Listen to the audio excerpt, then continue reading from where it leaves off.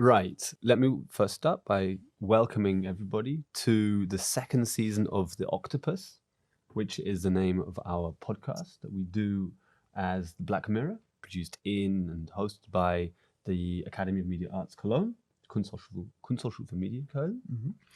And it's my great pleasure to have as the first guest on the season 2, Jean Peters, from the Peng Collective. As a brief introduction, let me say that the Peng Collective is a group of culture jamming activists based in Berlin, founded in 1998. Through actions of tactical media, the Peng Collective wants to inspire other activists and civil society organizations to be more courageous in their campaigning methods.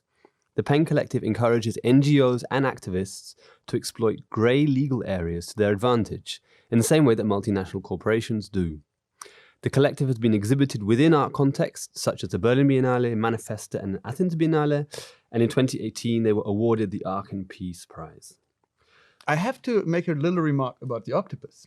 Were you aware that octopus is a classic, or used to be a classic, anti-Semitic figure for the Nazis against Jews? And they used cartoons of octopuses. You know, Jewish people who want to like take over. Is that right? Yeah. I didn't know that. I'm interested in octopuses because they have a kind of a distributed mind. They are beautiful, beautiful creatures. Yeah, totally. I mean, they're fascinating. They have more neurons in their tentacles than they do in their brain. Yeah. But it's good to know the other ways that the image has been used. Yeah, that's what I know. Maybe I'm wrong. Now I'd like to quote something specifically from your website. It's a very wonderful description, which I like. Peng Collective describes itself as an explosive concoction of activism, hacking, and art battling the barbarism of our time. And I guess my question is, what is the barbarism of our time? Well, I think it's I can now be like a bit cocky and say it's inside of all of us, patriarchism and nationalism and all these kind of fascistoid approaches that are rising up right now. If I would look at it from a more like clean and sober perspective, for me it always comes up in the moment where there's too much power concentrated at one particular center. And so in these terms, I would describe myself as a radical pluralist, always looking for how can you enter and subvert those centers of power and create little explosions, so you have disruptions and what you call dislocation in chains of association. So that's like the discourse theory I kind of come from, where you look at hegemonies and think about strategies to break them up. One thing that I'm personally interested in is, I suppose, a early ideology of the internet, that it was a network which would disperse powers and distribute powers. And the network is often seen as something which is antithetical to a hierarchy. What's your experience in terms of how to dislocate power through activating networks, through initiating networks, through the technological networks that we're using at the moment? I'm not sure if I understood you right. Your question is, how come that in networks of dispersed power, we still come to moments as it was built in the beginning, looking at the internet, we still come to disgusting behaviors, ethically unwell and sickening behaviors. This is the unregulated free markets, I'd say. Well, but this is me coming from an anarchist position. Others might say free markets will always disperse in whatever, or do what's most effective, and so on and so forth. But I don't believe that. So there we come to beliefs. Right, I believe that free markets and unregulated, totally like unregulated networks of power will always strive to create monopolies and suppression. The internet was part of the military, so there was power from the beginning, and then it took a while until the server farms were coming and total mass surveillance, and here we are, Amazon building the biggest surveillance technology for secret services and military now. So I don't know. I think we should not look at the internet separate from our society. Like, we've got a fucked up society, so let's build up something decentralized and nice, and this technology will save us. We have to fight, and it's a constant fight to get rid of assholes in the society who are striving for, non-egalitarian things.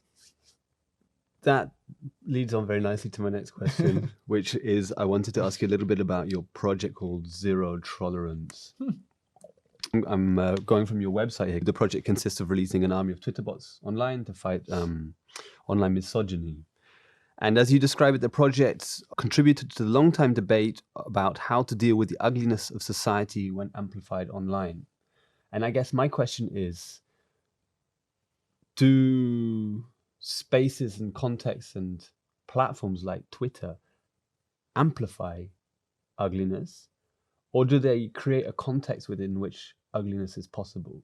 Zero Trollerance was at the moment where there was more and more sexism happening live on Twitter.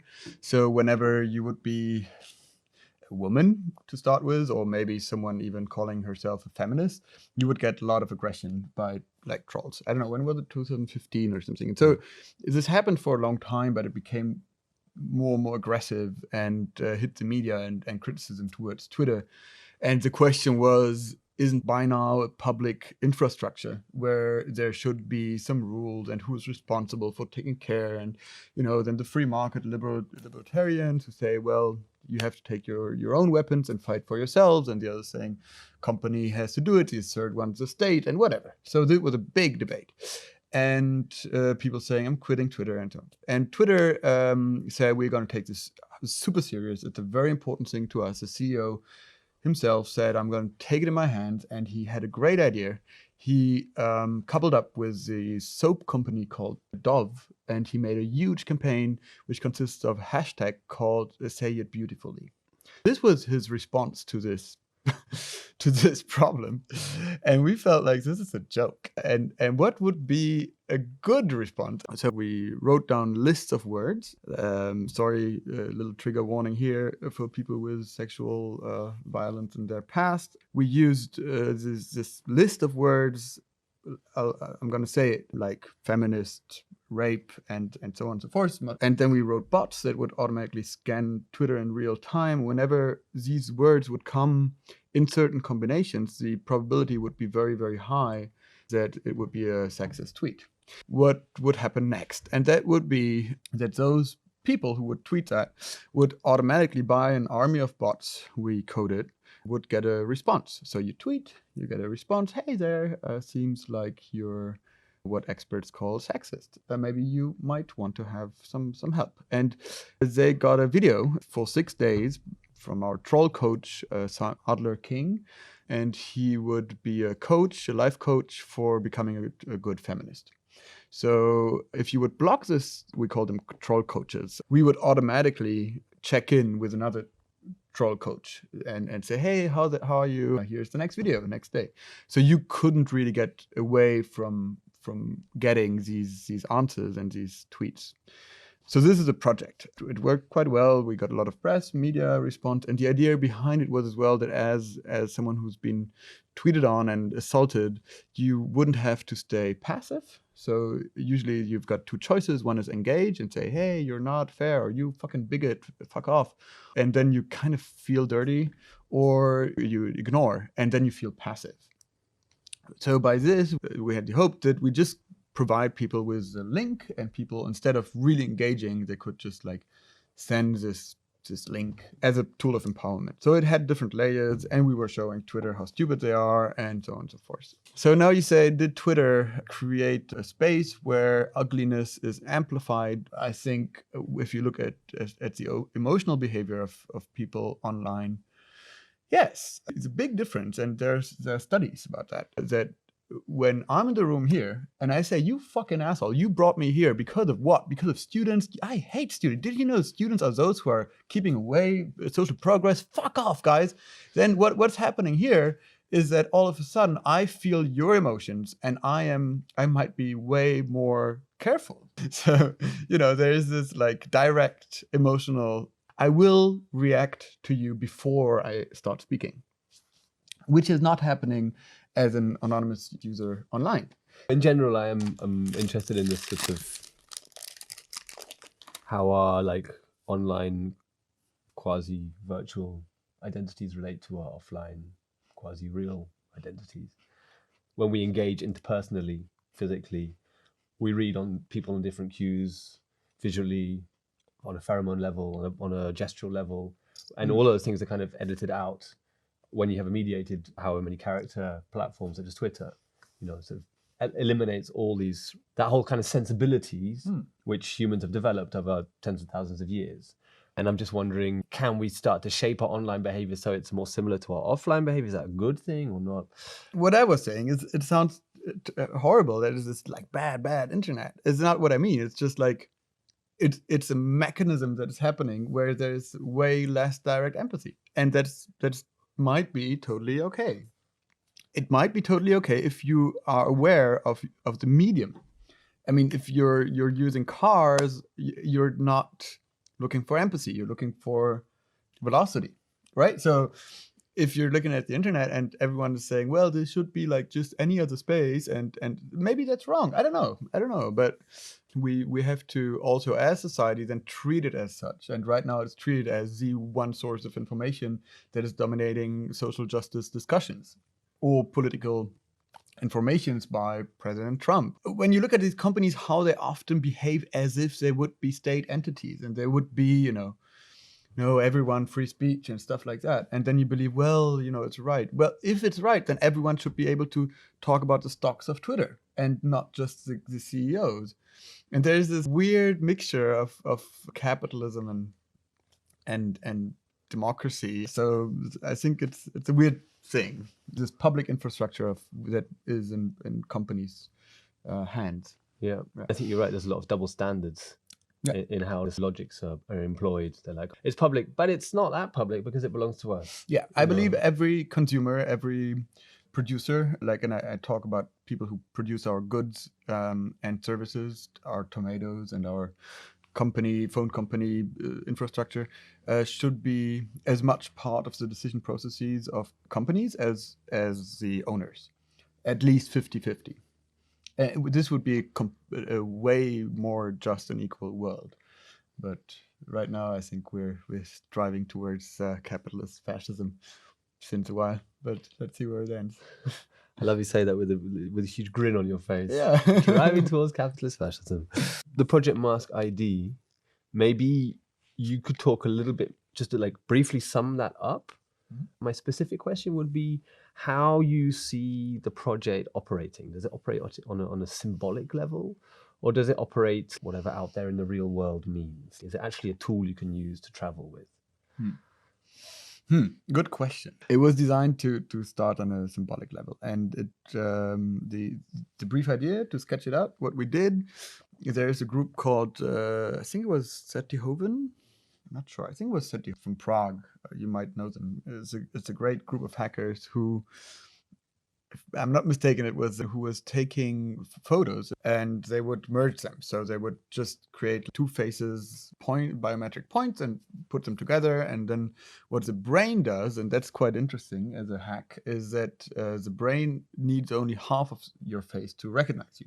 So we've got one picture, and those who know you will say, "Oh, that's you, that's Sam," and the other one will look at it, and who knows me would recognize me. And with this phenomenon, you basically can hack the human capacity of identifying someone.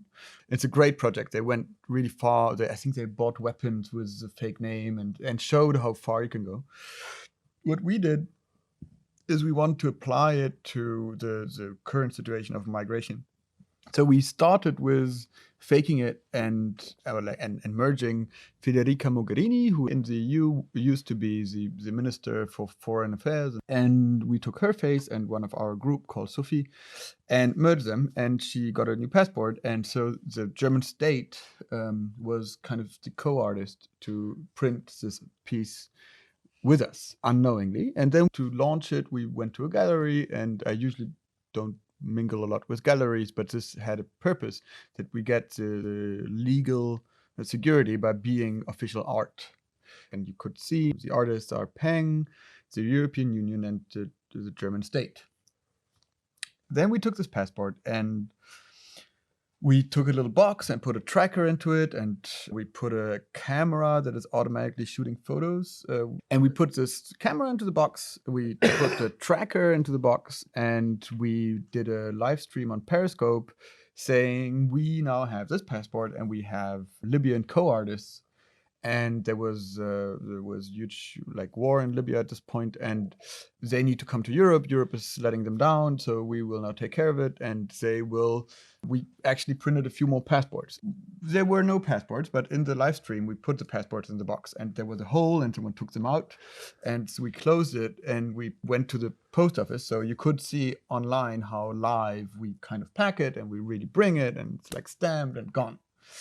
Then it arrived at the airport and didn't leave anymore, and the tracker stayed there. And then I don't know how the police did it. They were able to open the box without having pictures of themselves. We only got pictures sent that was like white blank pictures, and then they cracked the SD card and sent it back, which is totally illegal in Germany to do that. But they did it anyway because they said fuck off. And yeah, that's the end of the story. So it was more a symbolic thing. And when people come to me and say, hey, can I use it? Is that a method? I would say be careful, because if the person who is already in a very precarious state and then is being caught doing this, they might get into way more trouble. So if you do it, you should first go to a Goethe Institute in your respective country and do a German course. So you speak some German. Because if you arrive and at the border and they look at you, say, okay, that's you, and they notice and they might be having something suspicious, they might want to talk to you in German. And if you can't speak a word, they will become even more suspicious. This is one thing. Then you should be aware that it might lead more trouble once you're here. Something I recommend to any one of you, before you give your passport away, there are very simple apps like Photoshop apps where you can just change your biometric. A friend of mine did it on the way to the passport office, and your biometrics won't be recognized at the airports, because you come into a library that's shared European-wide, and they're just changing the laws so that your faces are going to be automatically scanned in whole Europe at any airport station whenever they look for you. So this is a way you can just like hack this system. A question which often is posed about a similar practice to what Peng exhibits is this art, is this activism? And it's a kind of an annoying question, I think, probably. But I wanted to ask, because I thought it was kind of interesting that you use the gallery strategically. What are your strategies for bridging these two worlds? Do you employ different languages when you're working in activist field or when you're working in the art field? Do you even consider art as an interesting space to intervene in? Do you consider what you do art? Or are parts of it art and parts of it activism? I think many people would say what we do has nothing to do with the art market, for example. The arts market, they don't give a shit about what we do. Art is always what it is in its context. So if you've got a university and professors who say this is art, and galleries say, well, I'm selling art, then it might start to be art. This is like context discussion. I'm not really interested in it. I think for us it's important.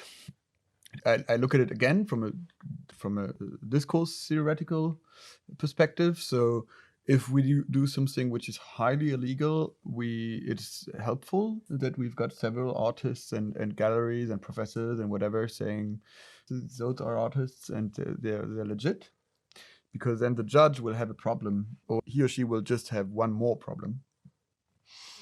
So yeah, I don't know. It's a way of research we do. We look at things in a political way, and then we have this perspective of tactical media and how can you play with it and how can you look at. I think this is the moment it becomes a bit arty in the mindset, right? When you look at reality in terms of how can you start to look at the politician just as another actor. Or how can you create a stage around someone without this person knowing it, and then open the curtain, and all of a sudden there's all media writing about this person. And this is a mindset of playing with reality. And then people call it arts, or like theaters invite us because they think, well, that's you create new stages. But maybe in 10 years it's just going to be called normal forms of campaigning. I don't know. On the other hand, I never found so much perfectionism and so much like love to the object and to the gesture and to the symbols as in the arts field. And this is something that is totally in the activism field. And then I never found as much like love to the well-researched and to the fact as in journalism, which is totally missing in the arts field, and so on and so forth. So this is what I want to mix up. Yeah. So I'm interested in actually the idea of the project, which it's based on research. It's many different people working on it. And then that project has different iterations for different contexts. If you want to make an action, which is in the public domain or online, then sometimes you need to compress, you need to speak in a more simple language. But there's no point in making a very explicit position about the clear human rights abuses on migrants in a gallery, because my understanding is most people that go to the gallery have the same opinion as you anyway. Mm-hmm. Maybe not. I think it's important also to you know, like to dance for your friends and to strengthen them in their opinions. This is like ideological bullets we offer each other whenever we are, you know, showing that we can do something, that we can strive for it. And it's way harder to convince someone else who's on the other side. It's almost never going to happen. So I don't know. We are often preaching to the converted, and it's fine. What I was going to ask you before is post 2016 and the revelations surrounding Cambridge Analytica. Observers or commentators would talk about the tech backlash, tech pessimism. And in a broader public, there were questions surrounding data privacy, which weren't there before. I wanted to talk a little bit about the Google Nest action you did, because there's been this emergence within Silicon Valley of so-called like tech humanism. I thought what was nice about Google Nest is that you sort of parody, even before this sort of tech humanist movement had emerged, you sort of seem to anticipate that and parody it. We felt like a lot of anger towards this whole like Googleization of the world and taken over by mass surveillance and shipping all those data to secret services and fucking up people who are, you know, just at the wrong time at the wrong place. And how everyone was jumping into it and buying phones and giving their data. And we felt like, shit, we're fucked up. We're completely fucked. And this was 2015. And there's this conference called Republica in Berlin, which is the biggest tech conference with bloggers and journalists and everything around technology and la la la. And we applied as Google. And we said, okay, we're Google and we want to have a speech. Can we have a speech? And they said, well, okay, but you're going to have to pay because you're Google. And we were like, look at our email address. We're obviously not Google. Then we got the stage because they're cool. They said, okay, you can have stage one just after Saskia Sassen. And it was prime time, I think second day of the conference, 3:00. And everyone was like, fuck, Google is going to have a speech here. So it was packed, like 3,000 people. And you have to imagine it's a huge 15 to 20 meter stage. So you have to fill it. What we basically did, we sold dystopian products in the marketing language of Google. Part one was Google Home, that does exist by now. No, Google Trust. Google Trust is in the insurance market. So we said we're going to offer you total insurance if you surrender to, like we didn't say surrender, but if you are part of all of our products. So it's an opt-out thing. Anyone who is using Google will automatically have insurance. And if you're hacked, if your data is stolen, if you lose friends because of it, we're going to recompensate you. We won't tell you how, and we won't tell you all this. This is magic and this algorithm, this black box. But behind that, you're safe again in Google's home. Everyone at the conference was totally mad until they understood that it was not actually Google on the Google stage. We had a few other ones. Google Hug is automatically by training, analyzing your emotions in your voice and what you write about and where you are. They will know your needs and match it with people around you. So you could tap on it and they will look at, oh, you need a coffee, and talk about, I don't know, philosophy. Well, there's this guy. He's just there. There's his picture, and don't talk to him about his boyfriend or something. So you could like reconnect online, offline, and stuff like that. And then we had Google Bee, which was a little drone that would take care of your kids and bring out your trash. Google Buy was the last product where all your data that you ever use online will be assimilated, and the best pieces of it, the best videos, the best quotes of your life will be taken automatically, and you will have your afterlife website where people can say goodbye. Because this is another question: what happens with your online life, right, once you're dead? And who doesn't want to have a great picture of her himself once you're dead? So we did the speech, and we had a whole strategy, and then parties in the parliament were saying this is going too far. Google is really taking it to another step. We can't do that. And Google was furious and went legally against us. The Google trademark team was hunting us, and they had sort of 5 things we had to do, like take down the website and officially say that we're not from Google and blah, blah, blah, blah. So we said, okay, we are going to say officially that we're not from Google, and record another video where we would say, like, well, we are now officially resigning, so we are not from Google anymore. It was a terrible speech. We're sorry for that. But the content, the idea is right, and we want to fight for the ideology of Google. So we kind of always try to meet their legal demands by still like fighting them. And it went like to the US, and I don't know, the lawyers of Mozilla and WikiLeaks and the EFF, Electronic Frontier Foundation, everyone was like, yes, we've got a court case against Google. And so the US press started picking up, and then Google said, okay, guys, you're great, you're artists, and sorry to not understand parody, and they just left it. Since 2016, you have the emergence of voices within Silicon Valley saying this whole model, this whole economy is flawed. We need to change it from within. On the state level, you have the whole antitrust movement saying that the big tech monopolies have to be broken up. Do you think that it's possible for the system to change within itself? The Buddhist question, right? Yes. That's why they all start doing yoga, because they all strive to this Buddhist ideology of it has to come from within. Why? Because then you can control people way better if everyone keeps believing that. But the question would be, who can fight them?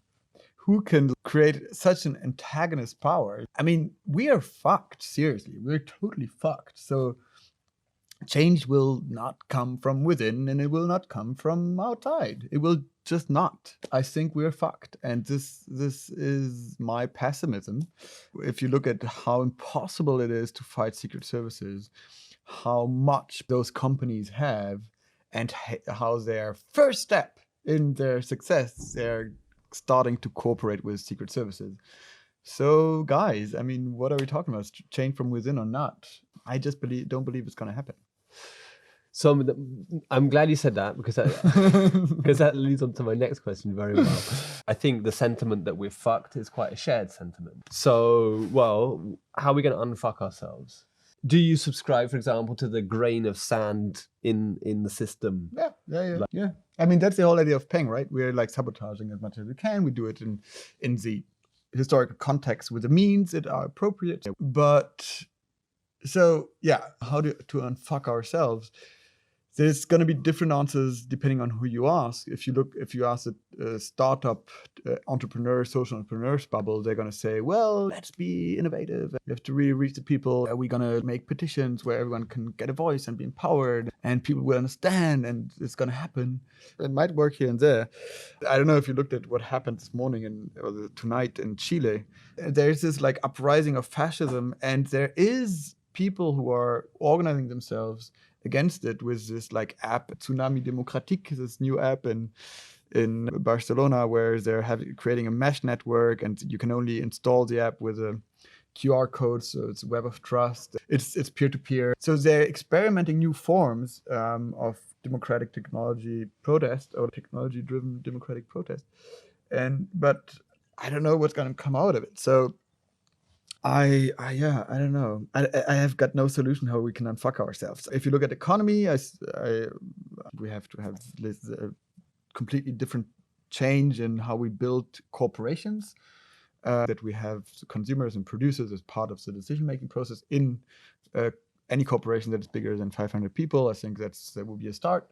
If we have a basic income that is not 1,000, but like 7,000 euros per person, and we have not just this, but social housing and medical care and all these parts of society as much free as basic income, great.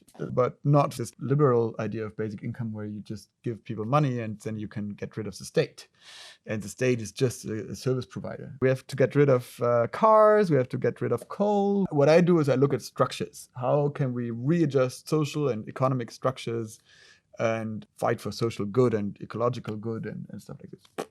But how do we get there? How do we have the masses and the decision makers implement those changes? I think it's going to be social fights.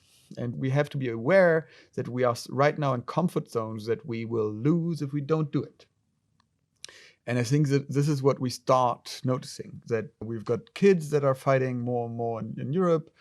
We've got global movements doing it. We've got all these rebellions from Libya to Turkey, Ecuador, Philippines, Chile, and Spain. There's uprisings right now. They're fighting. And there's something happening. And there's this window of change that has opened since 2010 when there was a financial crisis. And no one really wants to step through it. So I think maybe now is the time coming. I don't know. I hope we're going to be able to, my pessimism says it's going to end up badly in fascist surveillance capitalism, but maybe not. Maybe there's going to be a surprise, which might be great. I think that's probably a good cliffhanger to end on. Woo! Yeah. So maybe we stop this bit. Yeah. Sure. Chill out for a bit, and then we can all have a proper conversation. Yeah, great. Yeah. Thank you. Cool. Thank you. Thank you for having me. Yeah. Cool. Thanks, guys.